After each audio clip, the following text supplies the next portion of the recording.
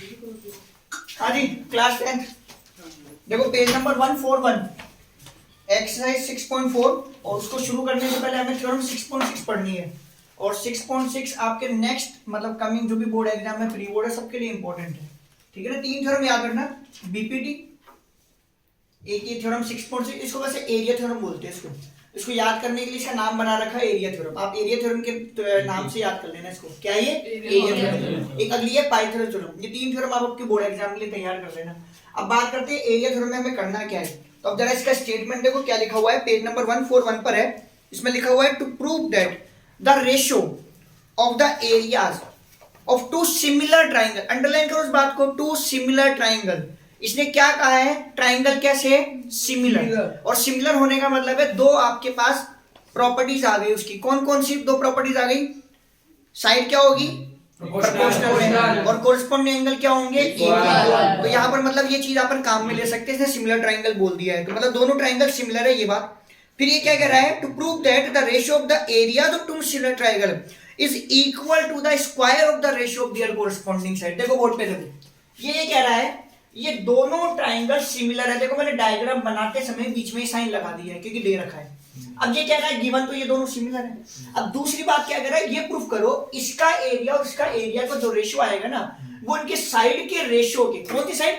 कोरिस्पोंडिंग side, मतलब AB upon PQ, BC upon QR और AC upon PR के whole square के बराबर है। रेशियो के स्क्वायर के बराबर है। इसका मतलब है ये 100% तय हो गया कि 6.4 इस फॉर्मूले से सॉल्व होगी। ये 6.4 करने का क्या है? फॉर्मूला है। जब 6.2 में हमने काम में लिया था, बीपीटी का फॉर्मूला लिया था ना काम में, ऐसे 6.4 जो हम सॉल्व करेंगे उसमें ये एज ए फॉर्मूला काम में लेंगे। जैसे एरिया वर्ड आएगा, एरिया वर्ड आके हम ये चीज काम में ले लेंगे। लेकिन एक बात यहां ध्यान से सुनना, इस पर्टिकुलर थ्योरम में ये फॉर्मूला तभी लगेगा जब ये दोनों ट्राइंगल पहले क्या हो? सिमिलर। अगर सिमिलर नहीं है और आपको एरिया थ्योरम लगानी तो पहले आपको ट्राइंगल क्या करने पड़ेंगे? सिमिलर। याद रहेगी बात। ये थ्योरम तभी एप्लीकेबल होगी जब गिवन ट्राइंगल क्या होने चाहिए? सिमिलर। तब आप तुरंत सिमिलर से ये बात कह दोगे। और अगर सिमिलर नहीं है और ये थ्योरम लगानी है तो पहले उन दोनों ट्राइंगल को क्या करना पड़ेगा? सिमिलर। ये बात समझ में आ गई? ठीक है ना। अब बात करते हैं हमें निकालना क्या है? एरिया। बेसिकली क्या फॉर्मूला होता है ट्राइंगल का एरिया निकालने का? Half into base into height. तो ये तो नॉर्मल ट्राइंगल है, ना बेस का तब पता ना हाइट का पता, तो कंस्ट्रक्शन करेंगे। आपने फॉर्मूला बोला half into base into height, मतलब मुझे बेस तो मिल जाएगा कोई भी इन तीनों में से, तो मुझे किसकी नीड है? हाइट। तो कंस्ट्रक्शन क्या करूंगा, इस ए से BC पे परपेंडिकुलर ड्रॉप कर दिया AD, ठीक है, और इस P से इस QR पर परपेंडिकुलर ड्रॉप कर दिया PN। डन। ये परपेंडिकुलर का मतलब है 90 डिग्री का एंगल होगा। तो कंस्ट्रक्शन में आप लिख देना AD will be perpendicular to BC by construction and PN is also perpendicular on QR. Getting? Yes sir. यहाँ तक समझ में आ गई बात? अब बात करते हैं हमारी प्रूफ की। ठीक है ना। अब प्रूफ की बात करते हैं तो ये दे रखा है तो इसको काम में लेना पड़ेगा ना। तो ये लो, क्योंकि इसको अगर इस्तेमाल में नहीं लिया तो 100% थ्योरम सॉल्व तो नहीं होने वाली है। अगर ये बात इसने कह दी तो इसका मतलब है आपके पास AB अपॉन PQ है। अरे है या नहीं है? ये किसके बराबर होगा? BC upon QR। किसके बराबर होगा? BC upon QR। फिर किसके बराबर होगा? BC upon PR। गेटिंग? ये आपकी इक्वेशन नंबर 1 हो गई। इसके अलावा एंगल A किसके बराबर है? P के। B किसके बराबर है? Q के। C किसके बराबर है? नीड होगी तो ले लेंगे, नहीं तो हो सकता है साइड से काम हो जाए। यहाँ तक क्लियर? अब आप इन दोनों ट्राइंगल को देखो, छोटे वाले ये दिख रहे हैं, मैं टिक कर रहा हूँ, एक ट्राइंगल ये रहा और एक ट्राइंगल ये, ठीक है ना। इन दोनों छोटे ट्राइंगल को सिमिलर कर लेते हैं। क्या कर लेते हैं? सिमिलर कर लेते हैं। अच्छा, इसको सिमिलर करने की नीड क्यों पड़ी तो इसको अपन बाद में डिस्कस करेंगे। छोड़ के मैंने इसको, अपन पहले डायरेक्ट एरिया निकाल लेते हैं। ये तो निकालना है, अपना मुद्दा तो ये निकालना है, तो अपन पहले एरिया निकालते हैं। उसके बाद आपको बात समझ में जाएगी कि अपन इन दोनों को सिमिलर क्यों करेंगे। तो ये लो मैंने लिखा area ABC will be divided by area PQ। और एरिया को जब एरिया से डिवाइड करा तो ऊपर वाले का फॉर्मूला वही होगा। क्या होगा? मैं यहाँ लिख देता हूँ, सिंस कॉमन फॉर्मूला लिख देता हूँ यहाँ पर। एरिया ऑफ ट्राइंगल क्या होता है? Half into base into height, यही होता है ना। तो हाफ बेस तो ये होगा ना 20, और हाइट क्या होगी? हाइट आपकी होगी AD। अब नीचे आ जाओ, ये आपका नीचे वाला मतलब PQR ट्राइंगल, वही फॉर्मूला हाफ। अब बेस कौन होगा? QR। और हाइट क्या होगी आपकी? तो ये लो हाफ से हाफ गया, बचा कौन BC अपॉन QR।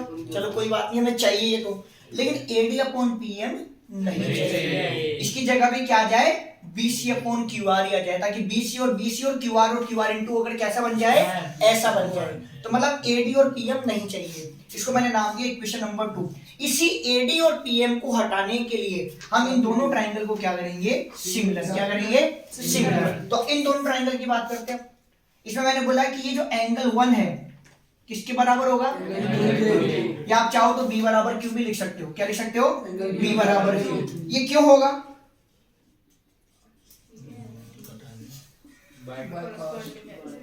CS भाई दोनों बड़े ट्राइंगल तो सिमिलर है ना, तो A पूरा पूरा P के बराबर है, B पूरा पूरा Q के बराबर है, C पूरा पूरा किसके बराबर है। दो प्रॉपर्टीज तो मिल गई ना आपको, दो प्रॉपर्टीज तो मिल गई ना, दोनों ट्राइंगल सिमिलर है, तो पहले दिन से बता रखा है आपको।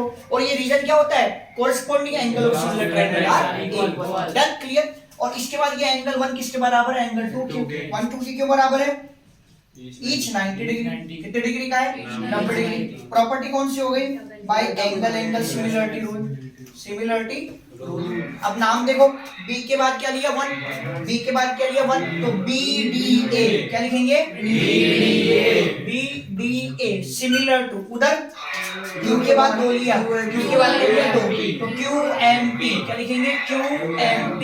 और यहां से क्या लिखेंगे, दिस अपॉन दिस, मतलब BD upon QM equal to DA upon MP। DA बोलो चाहे AD बोलो, बात एक ही है, ठीक है। और equal to BA upon QP, BA upon QP। इसको इक्वेशन नंबर 3 नाम दिया। मतलब मेरा यहाँ देखो क्या आ रहा है, AD अपॉन PM, यहाँ क्या आ रहा है, AD अपॉन PM। DA बोलो AD बोलो एक ही बात है, MP बोलो PM बोलो एक ही बात है। मतलब ये AD अपॉन PM, ये AD अपॉन PM किसके बराबर है, AB अपॉन PQ के। किसके बराबर है, AB अपॉन PQ। और AB अपॉन PQ खुद किसके बराबर है, BC अपॉन QR। मेरा BC अपॉन QR भी है या नहीं। तो ये जो वैल्यू आई मेरी, ये मैं कहाँ रखूंगा, इक्वेशन नंबर 2 में। कहाँ रखूंगा, इक्वेशन नंबर 2 में। और BC अपॉन QR, ये रहा BC अपॉन QR किसके बराबर है, AB अपॉन PQ। तो इस BC अपॉन QR की जगह पे मैं क्या लिख दूंगा, AB अपॉन PQ। क्या लिख दूंगा, AB अपॉन PQ। तो मैं भी यहाँ क्या कर रहा हूँ, now area ABC upon area PQR बराबर, सबसे पहले इस BC अपॉन QR को, किसको, BC अपॉन Q, मैं लिख रहा हूँ AB अपॉन PQ। क्या लिख रहा हूँ, AB upon PQ, AB upon PQ into AD upon PM। देखो ये रहा AD अपॉन PM किसके बराबर है, AB अपॉन PQ। इधर भी क्या लिख रहा हूँ, AB अपॉन PQ। ये चेंज मैंने कहां से किया, फ्रॉम 1 एंड 3, कहां से किया, फ्रॉम इक्वेशन 1 एंड 3। तो AB अपॉन PQ और AB अपॉन PQ का मतलब क्या हो जाएगा, AB अपॉन PQ का होल स्क्वायर। क्या हो जाएगा, AB अपॉन PQ। और AB अपॉन PQ खुद किसके बराबर है, BC अपॉन QR। इसकी जगह तुम क्या लिख सकते हो, BC अपॉन QR का होल स्क्वायर। और BC अपॉन QR खुद किसके बराबर है, किसके बराबर है, AC अपॉन PR के। तो लो साहब आप इसके नीचे लिख दो AC अपॉन PR का होल स्क्वायर, क्योंकि ये 1 2 3 इन तीनों रेशो में कोई अंतर नहीं है, ये तीनों ही आपस में क्या है, इक्वल। तो जैसे ही AB अपॉन PQ दिखाई देगा आप क्या लिख सकते हो, BC अपॉन QR। और जैसे BC अपॉन QR दिखाई देगा आप AC अपॉन PR, क्योंकि इनमें कोई अंतर नहीं है। बात को समझना, जैसे मेरे पास ये रेशो आ गया था ना, तो मेरे पास था BC upon QR। BC upon QR से हमें कोई प्रॉब्लम नहीं थी, वो चाहिए हमें आंसर में।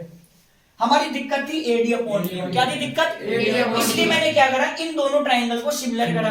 इन्हीं को क्यों सिमिलर करा, क्योंकि AD और PM दिखाई दे रही है। मेरी प्रैक्टिस है इसलिए मुझे पता था कि इसमें AD और PM आएगी। यहाँ आपको AD और PM ने उलझा दिया था, सिर्फ इसी ने अटकाया था। अगर यहाँ पर भी BC अपॉन QR आ जाती, हमारा काम होता था।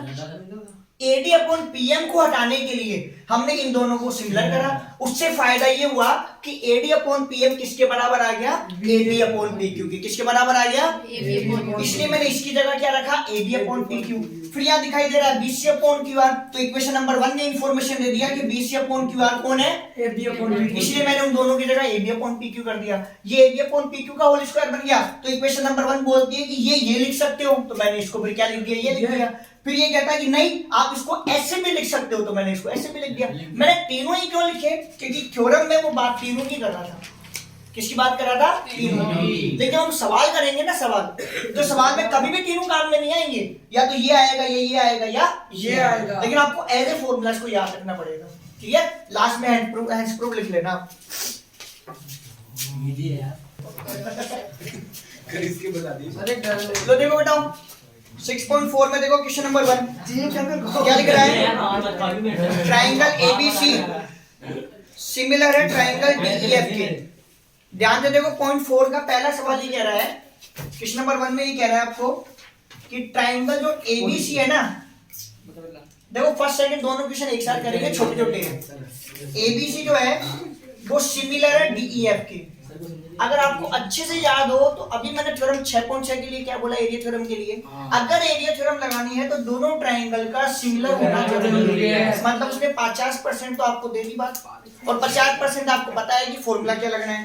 अभी क्या कह रहा है, जो एरिया है रेस्पेक्टिवली 64 और 121, इसका मतलब है इसका 64 एरिया और इसका कितना है 121। मतलब एबीसी का एरिया तो उसने बोला है 64 है सेंटीमीटर स्क्वायर, और उसने एरिया बोला है डीईएफ का, और डीईएफ का बोला है उसने 121 सेंटीमीटर स्क्वायर है। इसमें आपको डायग्राम बनाने की कोई जरूरत नहीं है, और आपको उसने बोला है कि ईएफ की वैल्यू कितनी दी है 15.4 सेंटीमीटर, कितनी दी है 15.4, और आपसे पूछ रहा है बीसी बराबर क्या होगा, बीसी की वैल्यू आप बताओ। अब जरा बोर्ड पर देखो ध्यान से, ये दोनों ट्राइंगल सिमिलर है ना, तो मैंने यहाँ पे लिखा area A B C divided by area DEF बराबर होना क्या चाहिए। देखो ये अभी पहले आप समझना है ना, होना ये चाहिए ए बी अपॉन डीई, होना चाहिए ए बी अपॉन डीई का होल स्क्वायर बराबर क्या होना चाहिए बीसी अपॉन ईएफ का होल स्क्वायर, और इसके अलावा होना चाहिए एसी अपॉन डीएफ का होल स्क्वायर। ये होना चाहिए ना एसी अपॉन डीएफ का होल स्क्वायर। लेकिन मैंने क्या कहा था, जब हम इसकी एप्लीकेशन करेंगे थ्योरम में, तो जरूरी नहीं है हमें तीनों काम में लेना है, कोई एक काम में आएगा। यहाँ पर दे रखा है एएफ 15.4, निकालना क्या है बीसी। इसमें है क्या, ये इसमें है, इसमें है, तो इसका मतलब ये हटा दो, काम का नहीं है, इसको हटा दो, ये काम का नहीं, हमारा काम का सिर्फ ये कौन बीसी अपॉन ईएफ। तो ये लो इसमें यहाँ लिख देते, बीसी अपॉन ईएफ, थोड़ा दूर था पास ही है। इसका एरिया कितना है 64। अच्छा ये लिखा है तो आपको इसका रीजन देना पड़ेगा। जहां आपको जैसे 6.1 अपन कर रहे थे तो बार बार बीपीटी लिख रहे थे। अब यहाँ पर वैसे मैंने कहा है कि इस थ्योरम को एरिया थ्योरम के नाम से आप याद कर लेना, लेकिन एग्जाम में आप यहाँ लिखोगे कि बाय एरिया थ्योरम, तो एक गलत है, इसका कोई नाम नहीं है एरिया थ्योरम, ये तो हम लोग आप लोगों को याद कराने के लिए बोलते हैं। आपको थ्योरम 6.6 का स्टेटमेंट लिखना पड़ेगा पूरा, ऐसे लिख सकते हैं बाय थ्योरम, आप अपने हिसाब से नहीं ये लिख सकते हो बाय थ्योरम 6.6, नंबर नहीं लिखते हैं। आपको यहाँ पर थ्योरम 6.6 का स्टेटमेंट लिख लेना, अपनी लैंग्वेज में बना के लिख लेना, जैसे शॉर्ट फॉर्म में, वो चलेगा, लेकिन उससे रिलेटेड लैंग्वेज होना चाहिए। आप देखो एरिया एबीसी कितना है 64, एरिया एबीसी कितना है 64, ये कितना है 121 बराबर बीसी, बीसी पता नहीं है तो बीसी की जगह लिख दो बीसी, और ईएफ आपका है 15.4 और ये होल स्क्वायर। और ऑब्वियस बात है जब मैं स्क्वायर उठाऊंगा तो यहाँ क्या लगेगा अंडर रूट, और दोनों का अंडर रूट आपको पता है 64 का क्या होता है और इसका कितना होता है 11, तो ये 8/11 यहाँ आप लिख लेना by taking square root both the side, और इक्वल टू में क्या रह जाएगा बीसी अपॉन 15.4। क्लियर। अब एक बार आप ऐसे क्रॉस मल्टीप्लाई कर दो, BC into 11, अगर आप BC को x लिखना चाहो, अगर आप BC को x लिखना चाहो तो यहाँ पर x लिख लो, ये आप यहाँ पर इसको x लिख लो तो आपके लिए s हो जाएगा, वेरिएबल को आप जानते हो। क्लियर। और ये 8 into 15.4, क्लियर, ये 15.4 हो गया आपका। अब ये 11 भेज दो डिवाइड में, तो 8 into 15.4 डिवाइडेड बाई 11 से काट दो इसको, देखो 11 से एक बार कटेगा, डेसिमल लगा दो, 4 बचा, 11 चौक 44, 1.4 तो 14 into 8 करने पर 112 आता है। क्या आता है 112। एक डेसिमल लग रहा है पीछे से एक नंबर के बाद, तो पीछे से एक नंबर के बाद डेसिमल लगा दो 11.2, तो ये किसकी वैल्यू आ गई बीसी की। सो देयरफॉर आप क्या लिखोगे बीसी बराबर 11.2 सेंटीमीटर। ठीक है। तो भाई देखो क्वेश्चन नंबर 2 देखो, क्वेश्चन नंबर 2 में देखो क्या कह रहा है, diagonals of a trapezium ABCD with AB parallel to CD। देखो ये रहा आपका ट्रेपेजियम, क्लियर, और AB की वैल्यू डबल ऑफ CD है, तो ये आपका AB है। देखो सुनो ध्यान से, ये ट्रेपेजियम है, ये दोनों तो है पैरेलल लाइन। सवाल को आप पढ़ो, इसके डायगोनल एक दूसरे को ऊपर इंटरसेक्ट कर रहे हैं, क्लियर, और AB की वैल्यू दे रखी है डबल ऑफ CD। AB बराबर दिया है डबल ऑफ CD, ठीक है ना। तो मैं एक चीज कर लेता हूँ, लेट मैं CD को मान लेता हूँ x। क्या मान लेता हूँ? x। तो इसका मतलब है इसकी वैल्यू कितनी आ जाएगी? AB बराबर डबल ऑफ CD है, तो कितना हो जाएगा? 2x। कितना हो जाएगा? 2x। और ये कितना हो जाएगा? x। अब वो क्या कह रहा है, आपको एरिया निकालना है, ratio of the area AOB and COD। ये दो ट्राइंगल दिख रहे हैं ना आपको, ये वाला और ये वाला दोनों ट्राइंगल, इन दोनों ट्राइंगल के एरिया का रेशो निकालना है, इस वाले का और इस वाले का। पहले AOB लेना है, बाद में क्या लेना है? COD। अब लगनी एरिया थ्योरम है, जैसे बात एरिया की आई, लगनी क्या है? Area theorem. और एरिया थ्योरम तभी लगती है जब दोनों ट्राइंगल क्या हो? सिमिलर। यहाँ पर कहीं पर भी आपको नहीं पता है कि दोनों ट्राइंगल सिमिलर है क्या, तो पहले करो सिमिलर, फिर लगाओ एरिया थ्योरम। और सिमिलर कैसे करोगे? तो आप ध्यान से देखो, ये जो एंगल 1 है वो एंगल 2 के बराबर है, Z शेप देखो आ रहा है। तो ये जो एंगल 1 है वो किसके बराबर है? रीजन पता है आपको? AI। ऐसे ही जो एंगल 3 है, कौन सा? एंगल 3, ये किसके बराबर है? एंगल 4। ये भी देखो Z है ना, उल्टा Z, तो 3 बराबर 4। इसका रीजन भी वही है, AIA। इसके अलावा ये वर्टिकल अपोजिट एंगल हो गया। और आपने पीछे ऐसे कैसे सवाल करा था ना, वो 6.3 है ना, बिल्कुल वो 6.3 का भी थर्ड क्वेश्चन था। तो ये लो आपका एंगल कितना हो गया? 5, ये कितना हो गया? 6। तो 5 6 के बराबर है। क्यों बराबर है? भाई अपना काम डबल ए से भी हो गया था, लेकिन मैंने आपको बार बार कहा है, अगर तीसरा एंगल आपको पता हो तो आप ट्रिपल ए लगाओ। डबल ए से भी आपकी प्रूफ हो चुकी है, लेकिन ज्यादा होता है कि हम एक सेफ गेम खेलें। अगर हमें पता है कि तीसरा एंगल है और दिख रहा है तो आप ट्रिपल ए अप्लाई करो। अदरवाइज अगर तीसरा एंगल नहीं आइडेंटिफाई हो रहा है तो डबल ए से आपका काम हो जाएगा। जैसे आपने 6.3 के कुछ सवाल करे थे, वो 8वां 9वां 10वां, तीसरा एंगल नहीं मिल रहा था, वहां डबल ए से हुआ था वहां काम। यहाँ आपका ट्रिपल ए लग गया, तो by triple A similarity rule, bye triple A similarity rule. अब नाम 1 3 5, 1 3 5, 1 3 5, तो ABO क्या नाम आएगा? ABO similar. उधर 2 4 6, 2 4 6 मतलब CBO क्या हो जाएगा? CBO। डन। अब बाय थ्योरम 6.6 जो आप स्टेटमेंट लिखेंगे, आपको स्टेटमेंट लिखना है, area this upon area this, area ABO upon area CDO बराबर क्या आएगा? दिस अपॉन दिस का whole square, AB upon CD का होल स्क्वायर। फिर क्या आएगा? BO अपॉन DO का होल स्क्वायर, काम का नहीं है। फिर AO अपॉन CO का होल स्क्वायर, काम का नहीं है। नेक्स्ट AB कितना है? 2x। AB कितना है? 2x, यहाँ लगा दो 2x। CD कितना है? x, और पूरे का होल स्क्वायर। x कट गया एक बार, x कट गया एक बार, तो 2 1 जा 2 मतलब कितना आ गया? 2/1 का होल स्क्वायर। बोले तो प्यारे बच्चों 4/1, और बोले तो प्यारे बच्चों 4:1। लिखो फटाफट से। सर पर आप कुछ भी देखो, इधर देखो फटाफट से। सवाल नंबर 4 आप लोग बुक से पढ़ लो, उसमें ये मेंशन कर रखा है कि ये जो ट्राइंगल ABC है ना, क्या मेंशन है? ट्राइंगल ABC और ट्राइंगल PQR सिमिलर है। आप बुक से रीड कर लेना। एज वेल एज दोनों के एरिया भी बराबर है। देखो सीधा सीधा आपको बड़ी हिंट दे दी है उसने, सिमिलर है और एरिया बराबर है, तो 100% लॉजिकली आपको पता पड़ जाना चाहिए कि एरिया थ्योरम ही लगने वाली है। सिमिलर भी है और एरिया भी बराबर है, तो लॉजिकली क्या हो रहा है? एरिया थ्योरम लगनी है। क्या कहना चाहता है? इन दोनों ट्राइंगल को कॉन्ग्रुएंट कर दो। आप क्या कर दो? कॉन्ग्रुएंट। इसमें आपको पर्टिकुलर फिगर बनाने तक की भी कोई जरूरत नहीं है, लेकिन अपने सेटिस्फेक्शन के लिए आप फिगर बना लो। अगर बनाना चाहो तो, नहीं बनाओगे तो भी आपका काम हो जाएगा। ये लो ABC और ये लो PQR। डन। ये PQR दोनों सिमिलर है और दोनों की एरिया बराबर है। तो ये लो, देखो प्रूफ कैसे करना, कोई कंस्ट्रक्शन नहीं है। पहले मैंने लिखा triangle ABC similar to triangle PQR, ये गिवन। फिर मैंने उसके बाद लिखा एरिया ABC बराबर एरिया पी क्यू आर, और that is called equation number 1, और ये भी गिवन, ये भी गिवन, ठीक है ना। तो बाय थ्योरम 6.6 आपको लिखना है स्टेटमेंट, अगर दोनों ट्राइंगल सिमिलर है, क्या है, सिमिलर, तो सीधी सीधी सी बात है कि area ABC upon area P Q R किसके बराबर आएगा, एबी अपॉन पी क्यू का होल स्क्वायर बराबर बीसी अपॉन क्यू आर का होल स्क्वायर और बराबर एसी अपॉन पी आर का whole square, AC upon P R का होल स्क्वायर।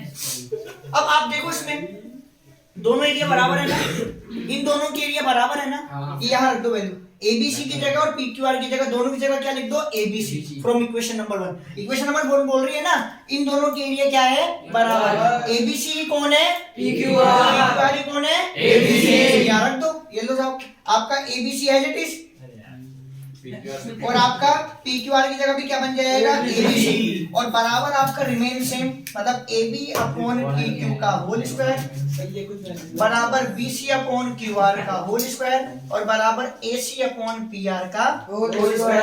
ये आपका गया, ये आपका गया, क्या रह गया, 1/1, क्या रह गया, 1/1। ये चेंज कहाँ से किया था, फ्रॉम 1 से, तो यहाँ रीजन लिख देना फ्रॉम 1, पर अब ये 1/1 है, वो इसकी भी बराबर है, ये 1/1 इसके भी बराबर है, और ये 1/1 इसके भी बराबर है। तो आपको करना है क्या, पहले इस 1/1 को लो और बराबर पे ले लो AB अपॉन PQ का होल स्क्वायर। आप समझ जाना ध्यान से, देखो अब देखो, अब किसी स्क्वायर को हटाऊंगा तो क्या लूंगा, स्क्वायर रूट, और 1 का स्क्वायर रूट कितना आता है, 1, तो बाय टेकिंग स्क्वायर रूट 1/1 बराबर क्या लिखोगे आप, AB upon PQ, cross multiply करने से क्या आएगा आपके पास, AB बराबर PQ, क्या आएगा, AB बराबर PQ, ठीक है, बात समझ में आ गई।